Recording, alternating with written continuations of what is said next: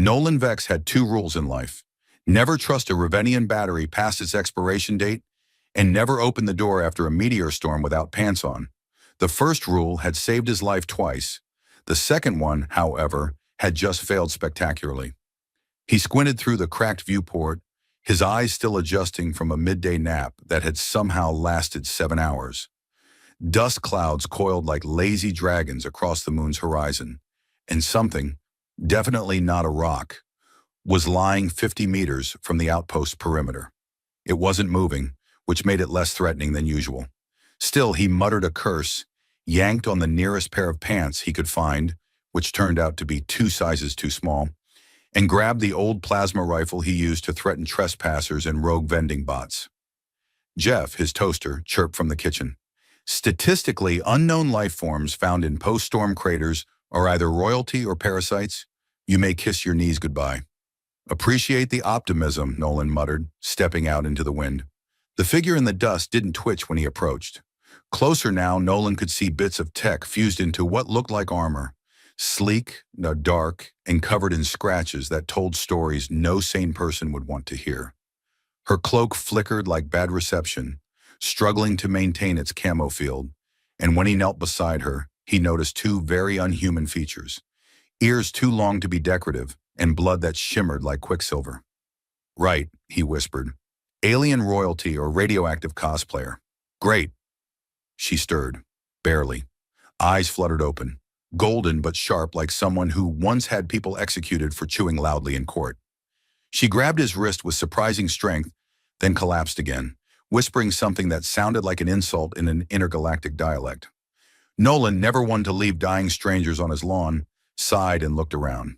Well, he said, hoisting her over his shoulder, you picked the worst moon in the sector to crash on. Hope you like freeze-dried peas.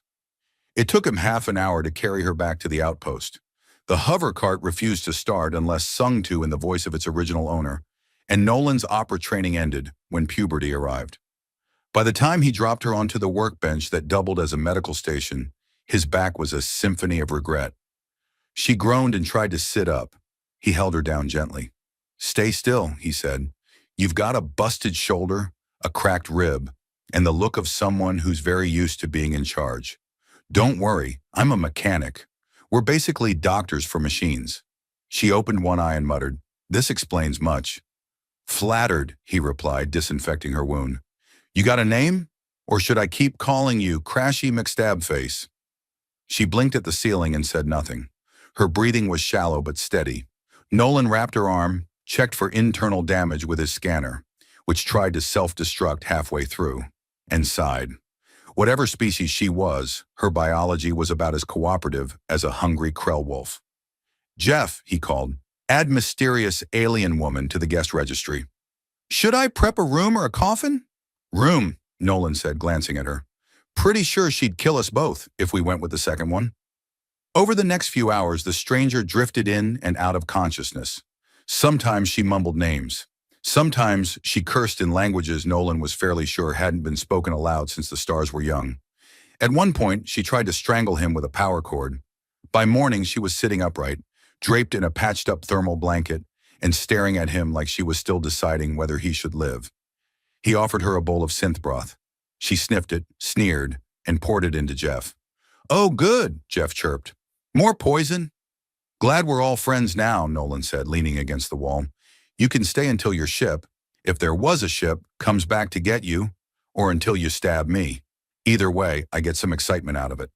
She didn't answer. Her eyes tracked every movement in the room. When she finally spoke, her voice was quieter, smoother, like silk over a blade. You should not have helped me.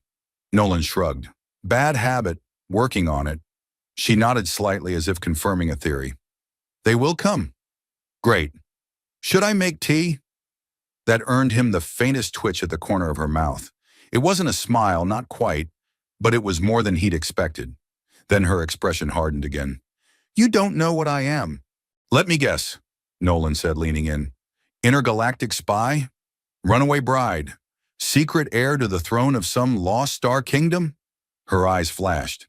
He stopped joking. Oh, stars, you're serious. She didn't reply, which somehow made it worse. He stood up and started pacing. Okay, we can work with this. I mean, we have power, we have food, I've got a half-working stealth field, and a whole drawer of very aggressive adhesive. This is fine, this is totally... Outside, the warning beacon began to hum. Low. Ominous. Nolan froze. The scan grid had activated. Something was in orbit. Close. Watching. He looked at her. They found me, she said quietly. He rubbed his face. Well, I guess this is what they call a plot twist. She stared at him. You could turn me in, he laughed. Lady, I once got kicked out of a job for trying to unionize vending machines. I'm not exactly a friend of Galactic authority. Silence passed between them. Then she reached into the folds of her cloak and handed him a small crystalline chip. He examined it. It pulsed faintly, like a heartbeat trapped in amber. This holds the command codes for a fleet, she said. If I fall, they must not. You carry that in your shirt? Close to the heart. Safer than in a vault. Nolan tucked it into a hidden panel behind the workbench. All right, you can stay, but you owe me, and I want answers. Eventually. She nodded. Then, so quick he almost missed it, she tilted her head in gratitude. He tried to play it cool, but inside he was screaming. Not because she was royalty, not because they were being hunted, but because he'd finally met someone who understood the importance of hiding dangerous objects behind the coffee filters. By the time Kalara had fully healed, Nolan had accidentally poisoned her 3 times, offended her people's culinary traditions twice, and learned that royal alien armor did not like being washed with laundry detergent. In return, she had reprogrammed his toaster, rerouted the outpost power grid, and discovered that sarcasm was a native dialect on this part of the moon. It was a truce born of necessity, awkward breakfasts, and an overwhelming threat of annihilation just over the horizon. She had taken to sitting near the window in the evenings, staring at the stars like they were old friends who had betrayed her. Nolan tried not to ask too many questions. He'd already found out enough to make his skin crawl. Civil war, betrayal, assassination attempts, and something about a planetary siege involving gravity reversal tech and orbital vines. Whatever kingdom she'd come from, it hadn't gone down quietly. Jeff had been updated with a new language module and now refused to serve toast unless it came with a royal decree. I require an official seal, or at least a respectful bow, he declared when Nolan requested breakfast. Protocol is protocol. She really got into your circuits, huh? Nolan said, digging into a bowl of nutrient mush. She reintroduced dignity to this household, Jeff replied. Kalara entered the room like a gust of composed doom. Your food still smells like despair. Thank you, Nolan said. It's my signature flavor. She ignored that and scanned the holopad Nolan had been using to monitor the skies. Her eyes narrowed. There's a surge in comm traffic near the outer orbit. Unencrypted. He looked up. How can you tell? Because your equipment is ancient. It hums when it shouldn't. I thought that was just Jeff. Insult noted, said the toaster. Kalara adjusted the settings on the pad, fingers moving with mechanical precision. Nolan tried to follow along but gave up somewhere between quantum interlace and data resonance harmonics. Instead, he focused on looking helpful and not setting anything on fire. They're scanning for me, she said after a beat, but sloppily, impatiently.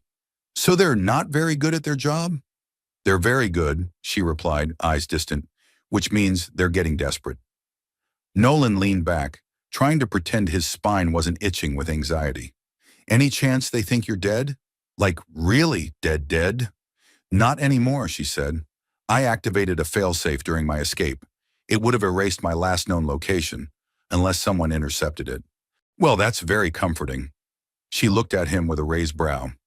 You're still here. You could leave. He snorted. Please.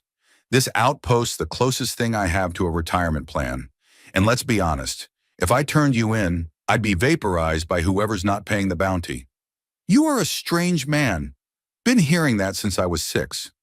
Later, while she was running diagnostics on the outpost's long-range transmitter, Nolan found her in the comm room, surrounded by scattered tools, exposed circuits, and a pile of components that looked suspiciously like parts of his emergency shower unit. Okay, he said. Gotta ask, why does Royal Communication Technology require my water heater? It doesn't, she said. Yours was just convenient. You owe me exactly 4 hot showers.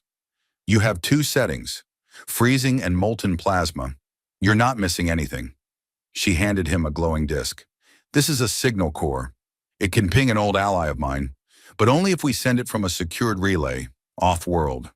He rubbed the back of his neck. You're talking about stealing a ship. I'm talking about borrowing one. You know that's not how borrowing works, right? Her silence was both answer and challenge. Fine, he said, but I want a cape. If I'm going to help the Queen of the Galaxy, I deserve a dramatic cape. No? A little one? No. That night Nolan dreamed of capes and explosions. When he woke up, Kalara was gone. Panic set in fast. He ran outside barefoot, hair wild, heart pounding. The moon's dust stung his eyes, but there, near the edge of the crater, stood Kalara, staring up at the stars, her hand extended toward them like she could pull herself back into the sky. You okay? He asked. She didn't turn. They'll come here soon. I won't let them find you. You think I'd let you walk off just to save my hide? You should. Well, I don't have a great track record of making smart decisions. She turned at last. You'd really risk your life for someone you don't even know? You eat my food. You reprogram my toaster. You stole my shower parts. That's practically family. Something strange flickered in her expression. Confusion, amusement, maybe something warmer. She shook her head. If my people find me, some will try to help. Others will try to kill me. But none will recognize the woman I am now. Nolan looked up at the sky. Maybe that's not a bad thing. Maybe it's your chance to start something new. She didn't respond right away. Then, you're naive. Not naive. Just tired of everyone being so miserable all the time. Back inside, Jeff played music Kalara had uploaded. A slow, haunting melody unlike anything Nolan had ever heard. It filled the room with weight and wonder. He asked her what it was. A battle hymn, she said. From when we still believed in peace. Well, that's depressing. She tilted her head. You'd prefer something with more rhythm? I'd prefer something with cowbells. Later, as they prepared a list of supplies for the upcoming ship heist, which Nolan insisted on calling Operation We're Totally Screwed, Kalara handed him a data slate. What's this? He asked. A blueprint. For the scepter. If we get it back, I can reclaim command of what's left of my fleet. He scrolled through it. Is this a plasma core inside a gravitational isolator? Yes. Cool. How likely is it to explode if I touch it? That depends on your mood at the time. Comforting. As the moon rotated toward night again, they sat side by side beneath the window. The stars glittered. Tension loomed. But for now, Nolan told her a story about how he once tried to bribe a customs bot with chewing gum. She laughed. Just once. He grinned. There it is. The Queen has a laugh. Don't get used to it. He nudged her shoulder. Too late. They watched the horizon together. Somewhere out there, enemies waited. But for a moment, there was peace. The hangar bay of Station 9. Theta smelled like old coolant, burnt coffee, and bad decisions. Nolan crouched behind a crate marked, Medical Slugs Do Not Shake, trying very hard not to sneeze. Kalara stood beside him, unbothered by the sharp tang of ozone in the air, or the approaching sound of armored boots clanging against steel. She had her hair tied back, her eyes gleaming with calculated purpose. The pistol in her hand was half human, half something, so advanced it shouldn't exist, and it purred softly as it powered up. Any chance these guys are just delivering cupcakes? Nolan whispered. They're in full battle armor.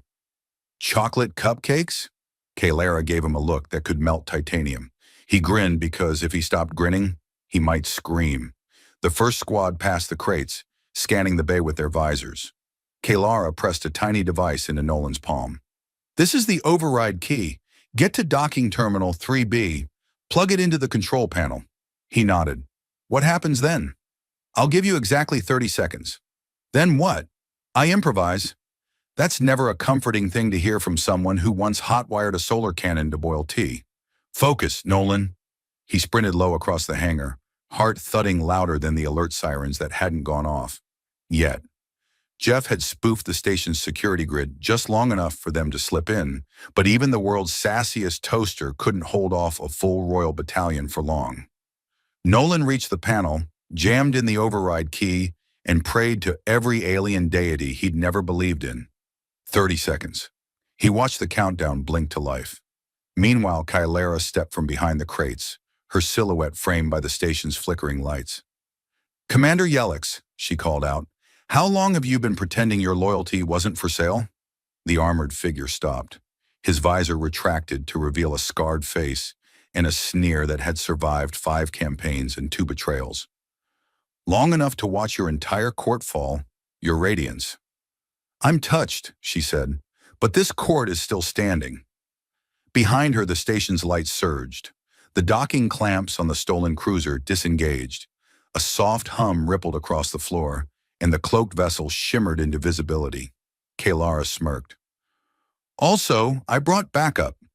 A second later, the air was full of yelling, plasma bolts, and exactly 1 frying pan that Nolan had thrown out of panic. Jeff's voice crackled through the comm. "I regret to inform you that station policy prohibits armed combat in Docking Sector 3. Also, I've locked all exits. Good luck." The firefight was chaos. Kaylara moved like wind wrapped in steel. Efficient, graceful, terrifying. Nolan, for his part, mostly ran in zigzags and screamed helpful things like, "Don't shoot me, I'm allergic to lasers." Still, they reached the cruiser. Just as the doors sealed shut, Nolan grabbed Kylera's arm and yanked her inside. "Remind me again," he gasped, "why you didn't just call your army?" "Because most of them defected," she said, breathless. "The rest are scattered or in hiding. I need to give them something to believe in again." Nolan collapsed into the pilot seat. "Well, you've got a toaster and a guy who once got banned from a casino for trying to bribe a slot machine with marshmallows. That's something." Kaylara smiled. "It's more than I had when I fell." They launched from the hangar, dodging laser fire and a particularly angry shuttle that refused to yield. Jeff took over navigation with far too much glee. "Shields holding, life support stable, and for the record, I've named the ship Royal Toast." "Denied," Kaylara said. "Appeal submitted," Jeff replied. They escaped into the void, pursued but not caught. Hours later, in deep space, they found an abandoned listening post nestled into a hollow asteroid. Kaylara activated the core Nolan had risked his life for, slotting it into the control console. For a moment, nothing happened. Then lights flared, data streamed across the walls, and a dozen holobeacons pulsed in reply. "Allies," she whispered. They heard it. Over the next days, the ship became a center of rebirth. Messages came flooding in. Fragmented fleets requesting orders. Old captains pledging their swords. Kaylara stood taller, her voice firmer, her laugh returning in short, sharp bursts. Nolan watched her rally a scattered empire with words spoken in a language he didn't understand, but one that carried weight like gravity. Still, not everything was easy. Trust was fragile. Some of her people wanted vengeance. Others wanted peace. A few thought she should remain in exile. One night, while patching a coolant leak with duct tape in blind optimism, Nolan found Kaylara staring out the viewport. "Thinking about going back?" he asked. "I must," she said. "Not for the throne, for the people who believed I wouldn't." "Do I have to call you Your Majesty now?" "You never have," she said. "And look where that got us." They laughed. It was easy now, like the universe had stretched just enough to let them breathe. Later, in orbit around her homeworld, Kaylara broadcast a single message across every channel. Not a declaration of war, but a plea for unity. She offered amnesty to those who surrendered, clemency to traitors who aided in rebuilding, and punishment only for those who refused to stop the bloodshed. The battles were short. Some never even began. Her name spread faster than her forces. The queen who survived, the woman who came back, the one who returned not with fire but with forgiveness. She walked through her old palace like it was a stranger's home. The throne room was smaller than she remembered. Nolan, standing beside her in a coat 2 sizes too big, nudged her. "You sure you want this?" "No," she said, "but I'm ready for it." In the weeks that followed, Kaylara restructured her council, abolished the bloodline mandates, and declared interspecies cooperation a primary directive. Nolan was named Special Advisor to the Queen, a title he claimed came with a secret snack drawer. One afternoon, while Jeff was negotiating trade tariffs with a delegation of amphibious merchants, and somehow winning, Nolan found Kylara in the gardens, barefoot in the grass. "You're different," he said. "So are you," she replied. He chuckled. "I haven't made toast in a month." "You've done more than that." They stood in silence, the wind warm with rebirth. Finally, Kylara turned to him. "There's a place in the new fleet for you, if you want it." He pretended to consider it. "Will there be snacks?" "I'll authorize a snack ship. Then I accept." They walked side by side, past statues of old rulers, through arches carved with myths, and into a future neither of them had expected, but both had chosen.